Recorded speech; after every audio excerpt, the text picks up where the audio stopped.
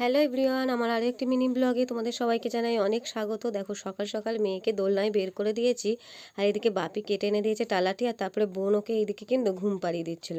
আর মা আজকে সকালে একটু পরোটা বানিয়ে দিয়েছিল, ছানা আর দানাদার দিয়ে পরোটাটা সকালবেলা খেয়ে নিলাম।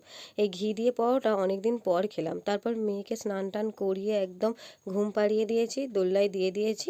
তারপর আমিও স্নান করব, তার আগে বাপি আবার একটা লেবু পেড়ে এনে কেটে দিল। তারপর আজকে দুপুরে লাঞ্চে ছিল শাক ভাজা, মোচার ঘন্ট আর মাছের ঝাল আর সঙ্গে ডাল।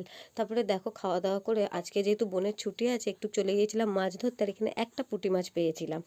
আর তারপরে একটু সেজেগুজে অনেক দিন পর গেলাম রিলস বানানোর জন্য। আমার মেয়েকে নিয়েই প্রথম আমি রিলস বানাচ্ছিলাম।